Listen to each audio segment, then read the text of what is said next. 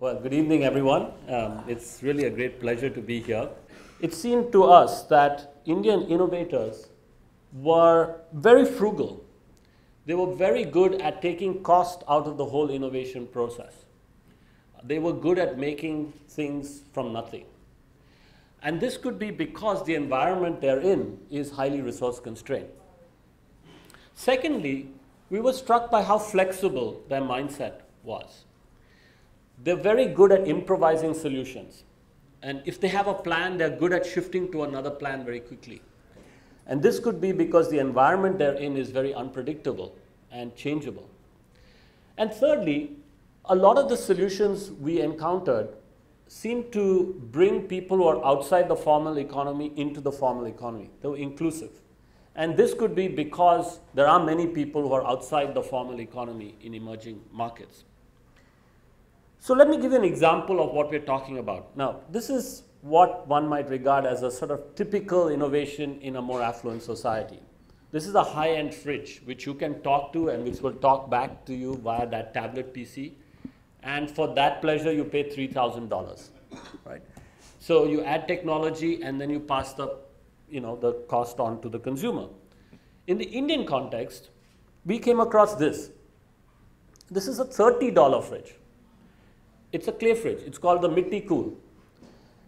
It's frugal because it uses clay and water to keep fruit and vegetables in that container fresh for up to 5 days.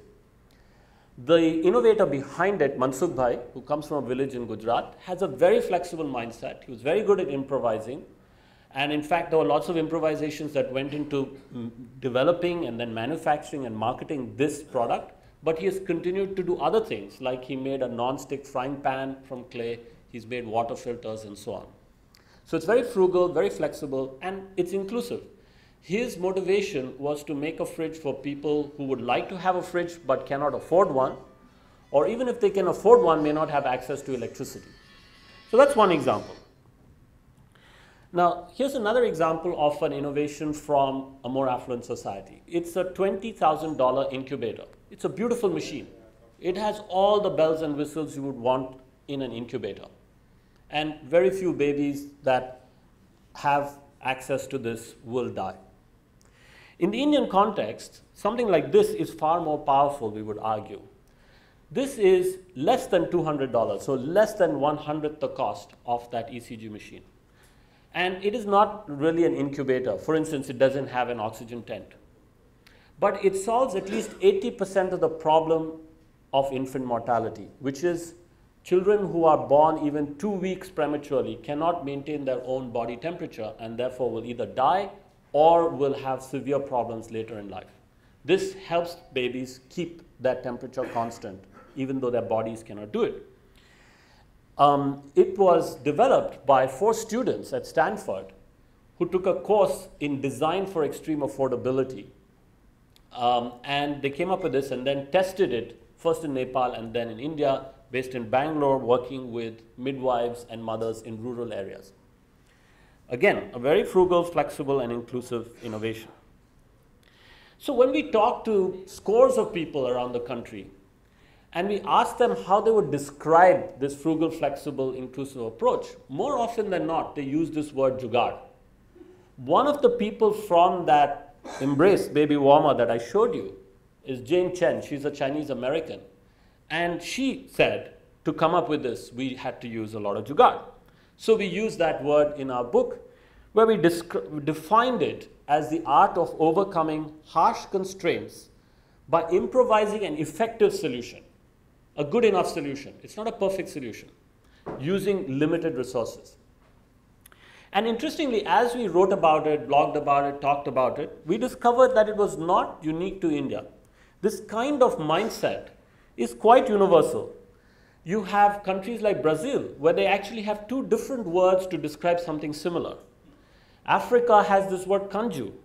The Chinese also have several different words or terms to describe this kind of approach. And even more advanced economies, such as the US and France, have their equivalents.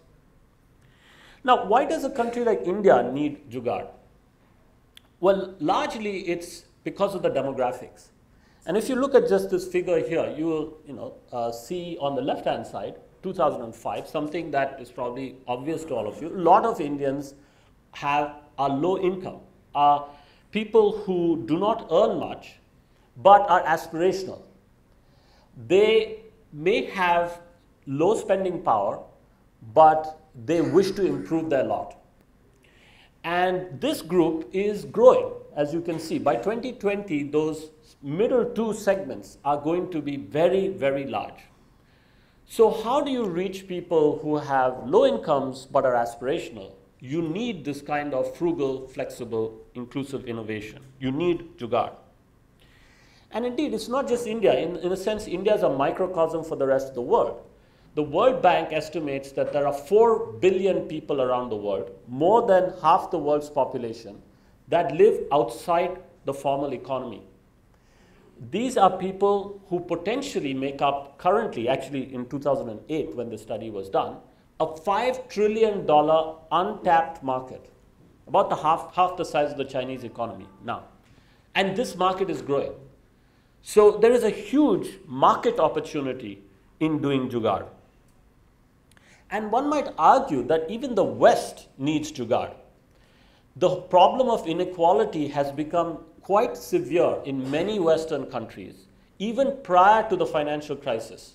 But it's only been exacerbated by the financial crisis. So there's inequality in the West. A lot of people, households have budget constraints, and governments have budget constraints.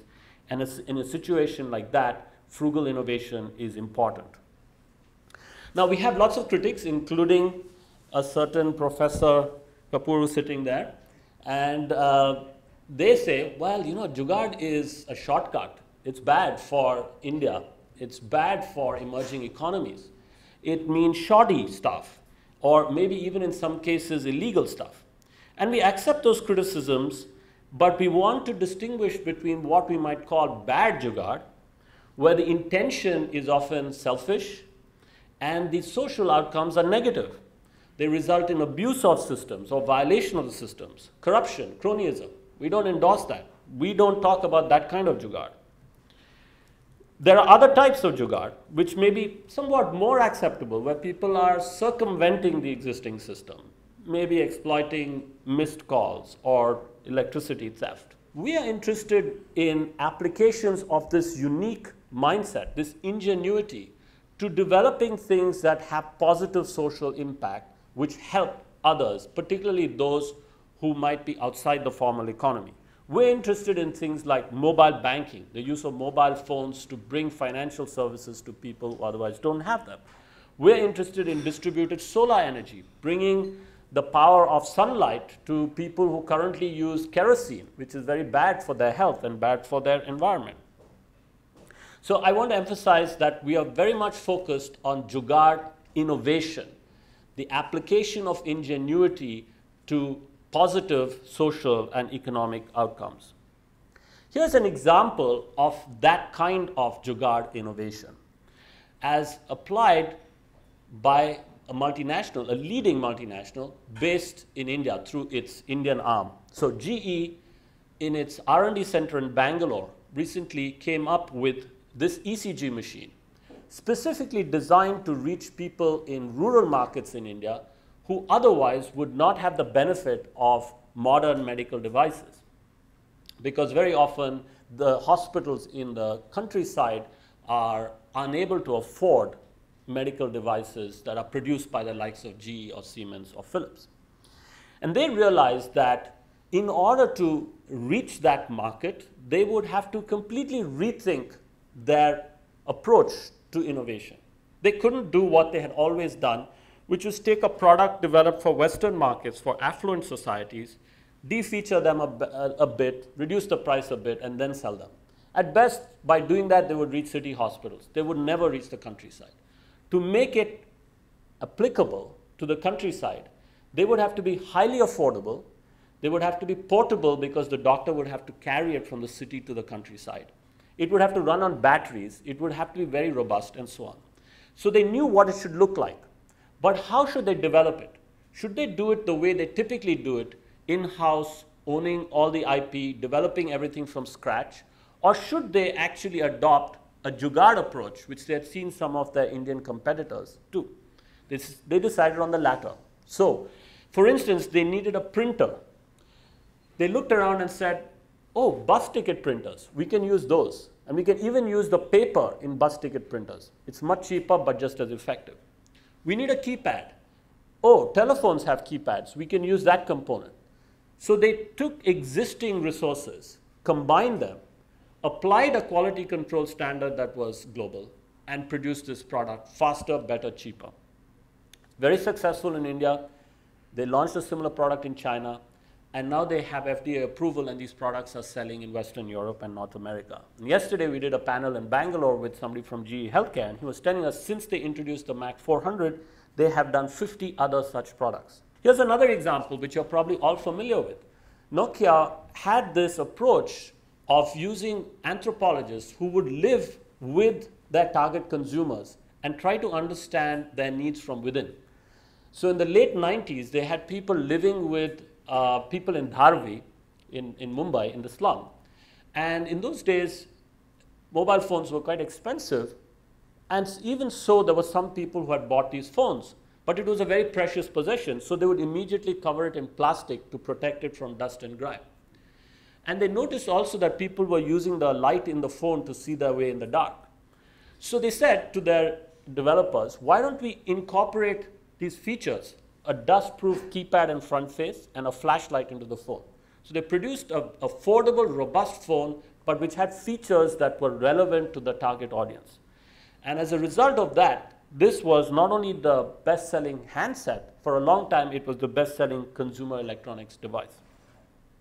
And it's because of these kinds of frugal innovations that we see a revolution in telecoms in countries like India and many African countries as well. And my next example is not from India, but from an African country, from Kenya, where they're taking advantage of the fact that many people have those phones, those Nokia phones. And they're now delivering financial services on those platforms. So this product is called M-Pesa, which literally means mobile money. Pesa is Swahili for money. And what it allows this gentleman here to do is to send money home. If he leaves his family in the village and then he goes to work in Nairobi and there's a crisis at home, he can actually text money back as e-float to his wife, who can accept it onto her mobile phone and then cash it at a local kirana shop. You can do cash in, cash out, and you can do person-to-person transfers at the speed of light using text messages.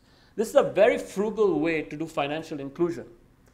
Since 2007, when it was introduced, there are something like 16 million users in Kenya of M-Pesa, and most of these are unbanked.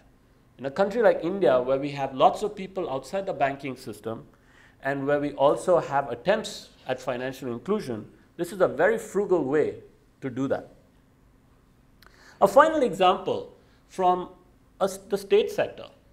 Many of you may know about NASA and its plans to reach Mars. The MAVEN program was a very classic approach, big sort of corporate R&D, a 5-year program that cost $680 million. Contrast that now with ISRO's own plans to reach Mars, the Mangalyaan program. Look at the costs and the time. Now, of course, the ambition may have been slightly smaller, but they're still going to Mars. And they did it in much less time with a tenth of the budget. And they did it using what we might regard as a jugaad mindset. They found ways to do things faster, cheaper, better. For instance, they used a lot of simulations to help them.